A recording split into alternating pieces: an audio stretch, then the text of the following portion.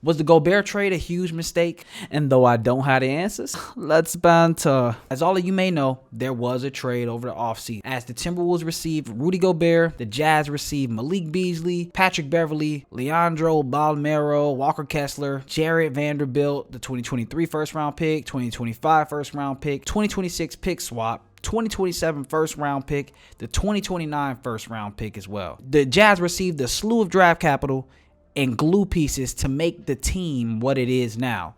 While the Timberwolves received a highly established defensive big man who has the accolades, but who most see as offensively inept. Is that really the case? Now, let's talk about the Timberwolves this season, who are currently 13-14 and ranked 11th in the West at the time of this recording. I want to talk about what the fuck is going on, why are they so bad, and who is to blame. What the fuck is going on? So the Timberwolves are struggling to find a groove on both the offensive side and defensive side of the basketball. The Timberwolves are ranked 16th in defensive rating and 16th in offensive rating. It's not bad, but with a trade of this size and this magnitude, you just don't want to be this mediocre. The Timberwolves' depth does look really, really good, and it has the potential, but they're pretty inconsistent, I can say. And honestly, it's make or break when the stars are on and off the floor. But why are they so bad?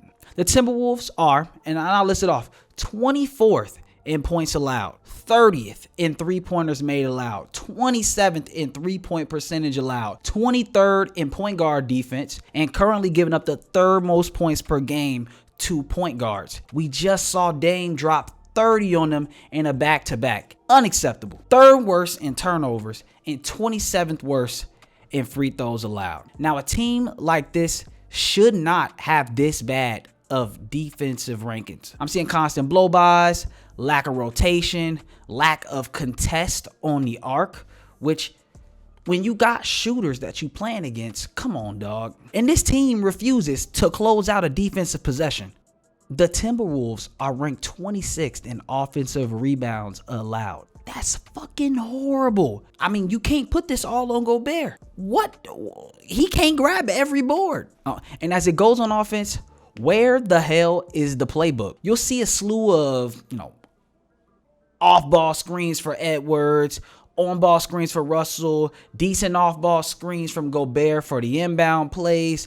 But outside of that, the freelance offense is just trash. Gobert is screaming for the ball in mismatches, and everybody turns into Helen Keller. On a night of no good offense and poor defense, which is typically the case, then it becomes a game of, if it don't go in, fuck it, we down anyways. And once again, where is the goddamn playbook? There's nothing going on to keep the defense moving.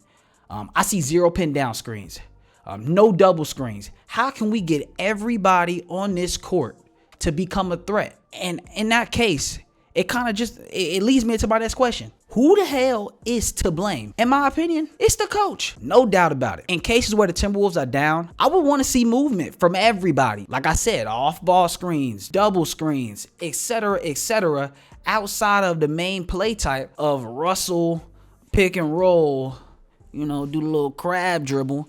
And then at that point, it's either pump fake, up shot, or a lob to Gobert if he wants to pass it. I need to see new defensive sets, doubles, full court pressure, see the crash to the glass mentality, tight defense on shooters, effort. And a team with this potential on both sides of the ball, the coach needs to be getting this out of them. And I just don't see why he isn't able to do that. I see the narrative of it being Gobert's fault just because most people see the lack of offensive versatility. He's not the spread, hit the three type of big man. But let's be fair here. The coach got to figure out a way to make it work here. His on and off stats for this team on the offensive side is bad. When he's off the court, they are a far better offensive team. But when he's on the court, they are a much, much better defensive team in the league.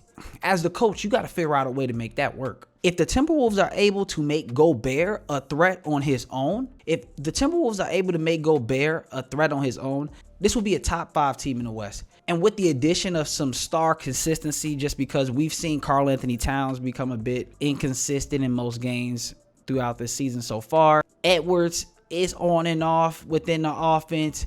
And then Russell as well has been on and off. If we can see consistency among the trio with added Gobert, this will be a top team in the West. No doubt. And as y'all know, I don't got the answers. Who the fuck am I? Right? But if you got some input on what you think is going on with the Timberwolves, drop that in the comments below. Let me know exactly what y'all think that the disconnect within this offense, within this defense is. I'm really interested. I'm watching these games and I'm kind of suffering. I saw them when they played against the Pacers. Had a nice sizable lead. Started to give it up in the fourth quarter. You just can't do that. You just can't do that. Luckily, they were able to pull away with it, but come on, dog. Come on. Thank y'all for watching. Drop a like, subscribe. Please support a fly black business. Don't make me have to cue that In Your Arms and Angel music.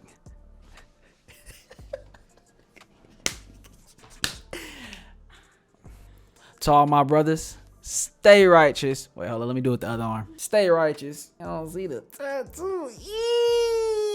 Much love.